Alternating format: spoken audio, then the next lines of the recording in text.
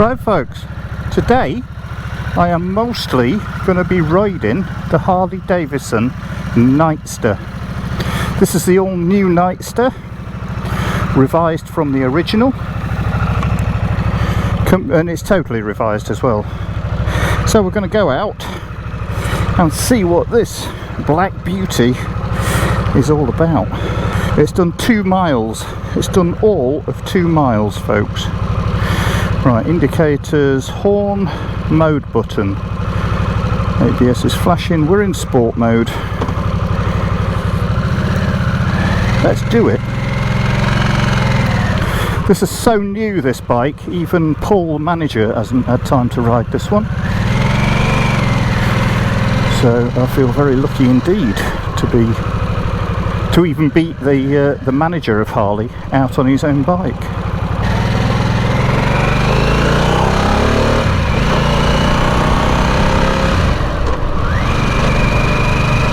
Oh my god, it's nice to get moving.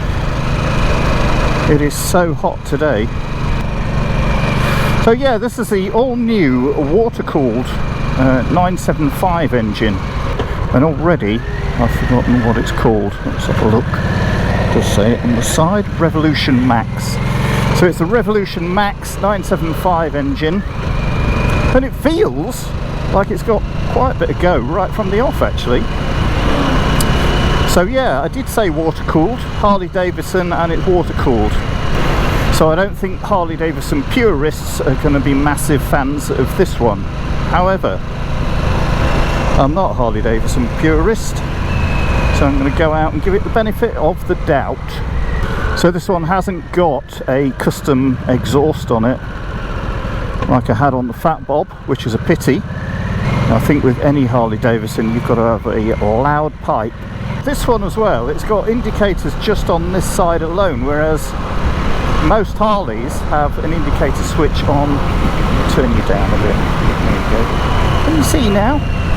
So it's got the indicator switch here for both sides, for both left and right turn. There's nothing on this side. So we're in sport mode, and I am noticing actually at this sort of speed, so the throttle's a bit snatchy in sport mode. Let's see if I can change that mode on the fly. I don't think we have to stop. That's rain and that's road. Shut the throttle and we're in road mode. So yeah, at least you can see this this clock as well. Keep going straight into neutral. I mean, you have to bear in mind on this bike everything is brand spanking new. Literally 3 miles on the clock, so you know everything's going to be tight as a skin round an orange. Before you come up with any rude analogies to go with the word tight. So bar end mirrors, I like the bar end mirrors, and we've lost some of that snatchiness. There's still a bit actually, even in road mode. There's still a little bit. No, it's not as bad. No, it's nowhere near as bad. I take that back. Might be at even a lower speed. I'm doing 40 now. Might be a little bit snatchy even at lower speeds, but not too bad.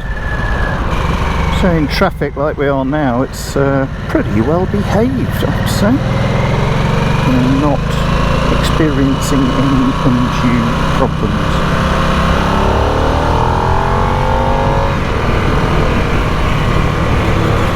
Good turn of speed to go with it. I'll tell you what could be better, this front brake. I'm pulling it all the way in, so I would imagine under heavy braking in an emergency I'd be pulling that back all the way to the bar. I'm presuming that can be adjusted. They are span adjustable, these levers, so you can move them out. It is very close in, that one. So low seat height 710 I think it is. I'll go through all the specs when we stop and do a walk around. I think the seat height is 710, and it's even still got the labels on the mirrors, look. Still got the labels on the mirrors, I'm not taking them off. So another break with tradition with these Harleys as well is that the power on this bike lurks quite high up the rev range. which is not, it's not typical of Harleys, is it? Because normally they're all about the low down grunt. As soon as you open that throttle, it's there, propelling you forward. I mean, this is not slow off the mark. It's not hugely responsive in that mid-range. I'm only in third, doing 40 miles an hour now. Just accelerate up to 50. I mean, it does pull, but it's not masses of torque and power there to shoot you forward, like I was experiencing on the Fat Bob. Although, to be fair, that was a big fat heavy bike, which also took a lot of propelling forward. I'm slightly canted forward. Foot position is quite neutral. Don't know whether you can see that. Foot and leg position is quite neutral. It's not a foot forward bike at all, but I do feel like I'm leaning forward to the controls. I think you could just rotate the bars back a bit. For me, that would be more comfortable, just rotated back a bit so I was more in an upright position, because this is tweaking my back actually. I can feel it in my back. So the keen-eyed amongst you might notice that there is no actual fuel cap, just a dummy fuel cap, because this fuel tank is a dummy tank. So to keep the weight nice and low, centre of gravity low, the fuel is under the seat. Now, the issue that I have with that is not the fact that the fuel tank is under the seat, it's the fact that this bike is keyless, and you need a key to access the fuel tank, which sort of defeats the object really. You know, if you're going to make a bike keyless, just make everything keyless. That's not a complaint against Harley-Davidson as such, because I know a lot of other manufacturers also do the same. It is a minor thing, but I just don't see the point of making a bike keyless if you then need the key for certain jobs.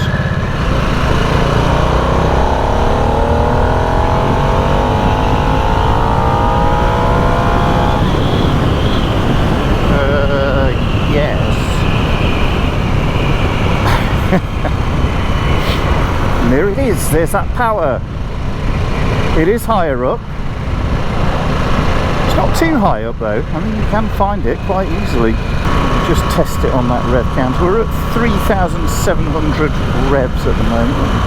Slow down a bit. So we're doing 30 miles an hour, just under 3,000 revs in third. Oh yeah. You notice a change, excuse me, you notice a change in the engine sound. Once you hit 6,500 revs, it changes, and all of a sudden it really wants to go. That's not giving it full throttle either. Didn't hit neutral that time. Yeah, definitely, when you give it a few berries, it really wants to go. Definitely, it's no slouch. Yeah, it's lively, definitely lively. It's a live one.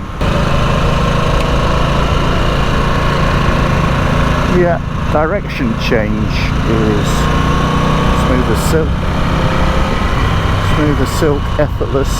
I can't go too fast on the bends because the tyres haven't been scrubbed in either.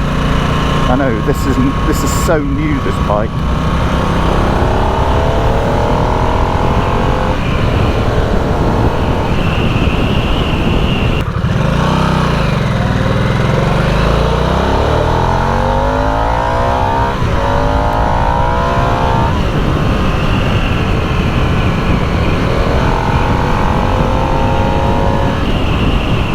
Yeah, it's a bike that wants to be ridden fast.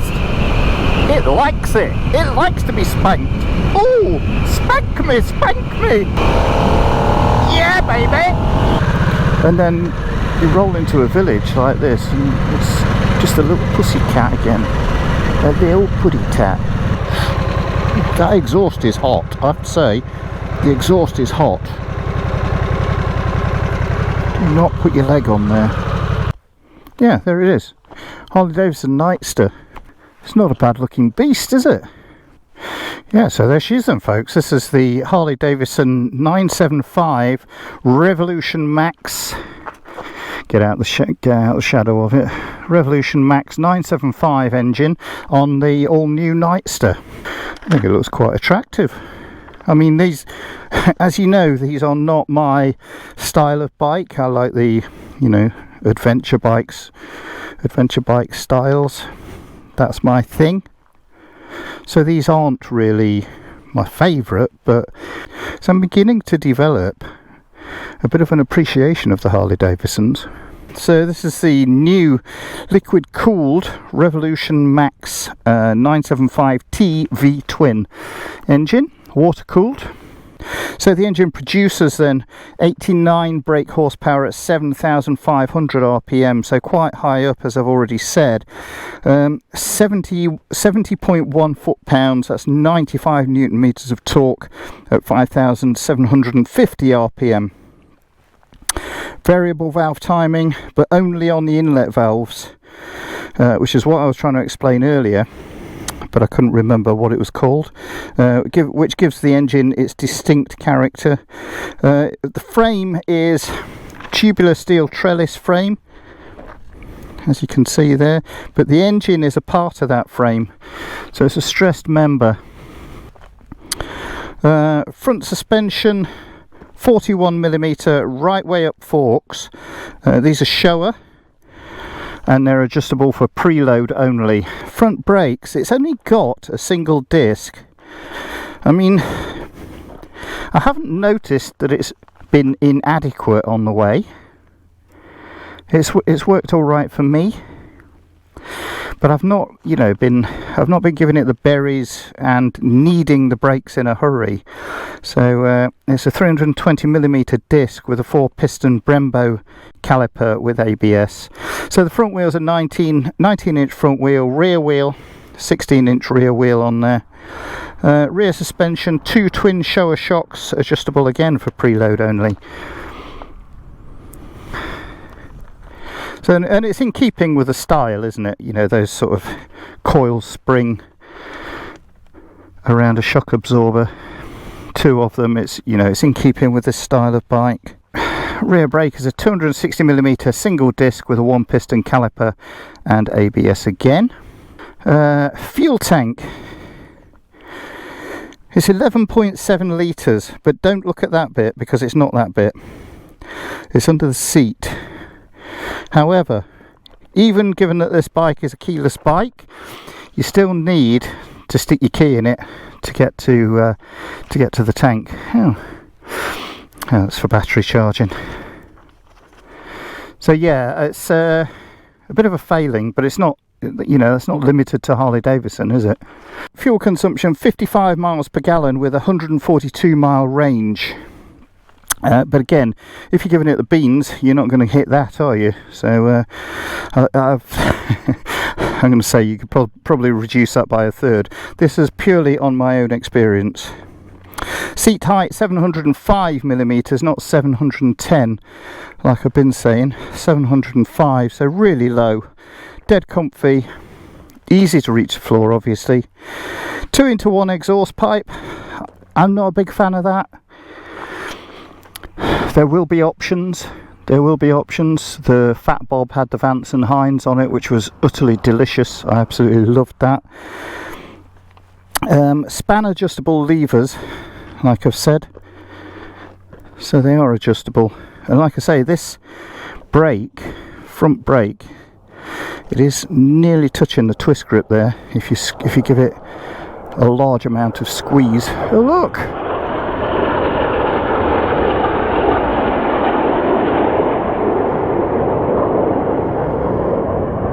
Red arrows giving us a fly past.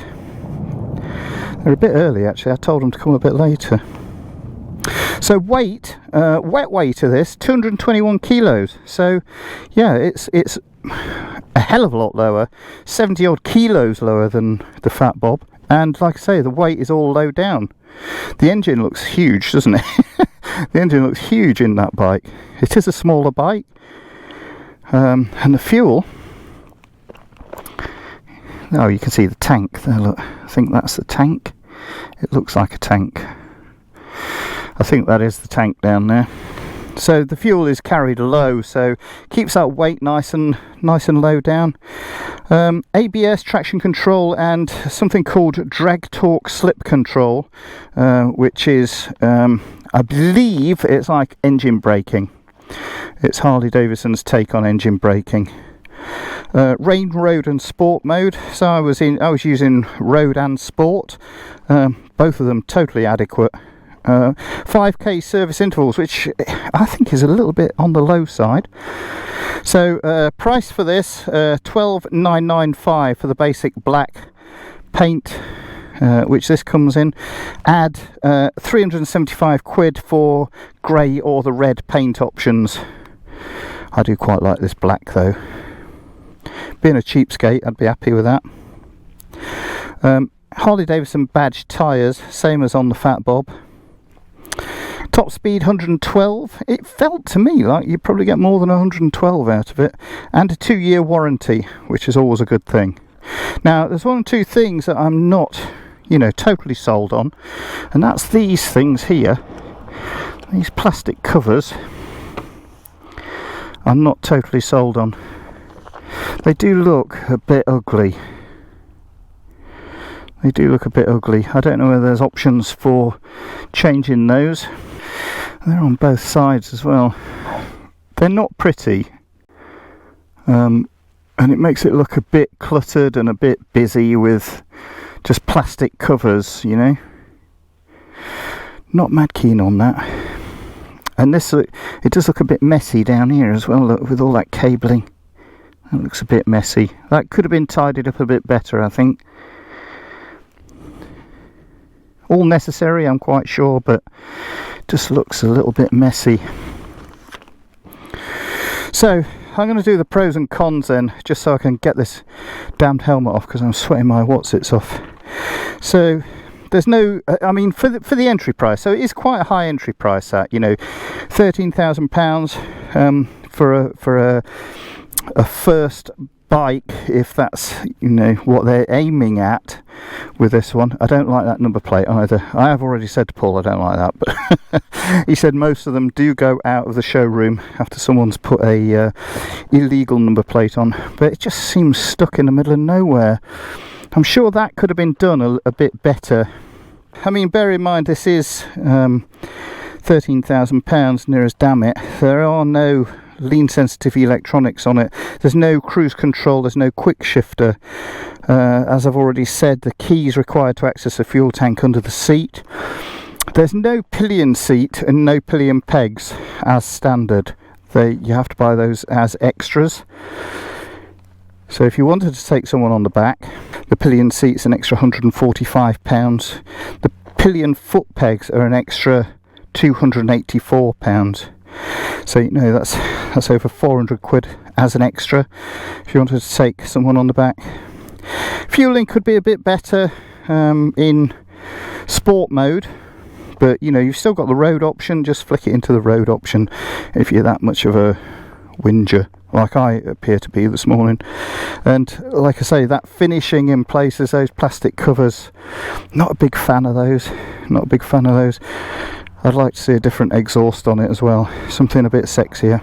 So the pros on it, with this bike, it is the latest in Harley-Davidson engine and chassis technology. The engine to me felt absolutely fine. It's got oodles of power, loads of it. It's a traditional looking Harley, isn't it? I don't think it rides like one, it doesn't have that low down oomph that you normally, that I've experienced with a Fat Bob. I think it's just a bit of a refreshed look for Harley. It's not ugly. I think the plasticky bits are a little bit ugly.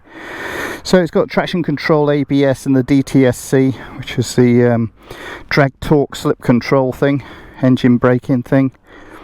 It's got improved handling, it's lighter, the ground clearance has been improved from the previous model.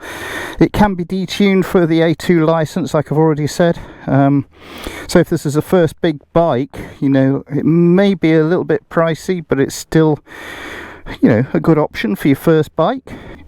You need to give it a few revs to get the power out of it, but it's definitely there.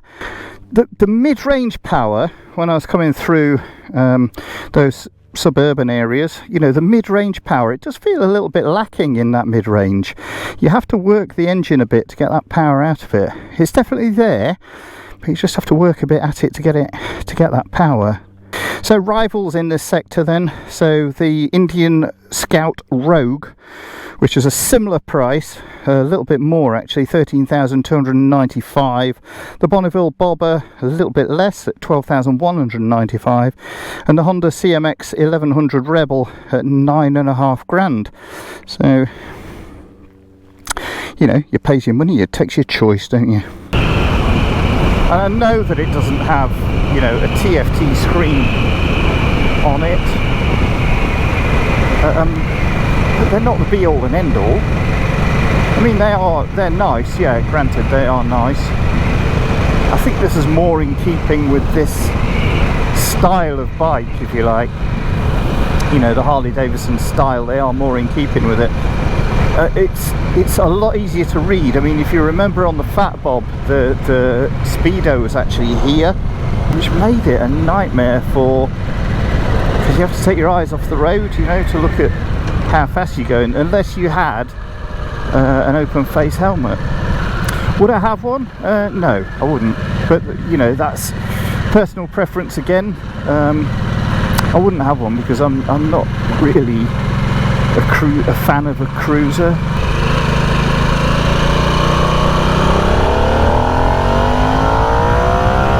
Oh yeah, you hear that engine change? Let's do that again. You'll hear the engine change, the engine noise.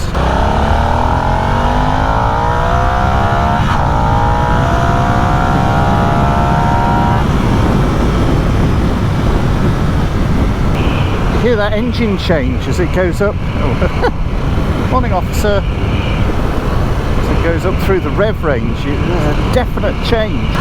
So yeah, I would like it with a little bit more on it for this sort of price of bike. I would like it with a few more toys. I just don't think, you know, £13,000, just under.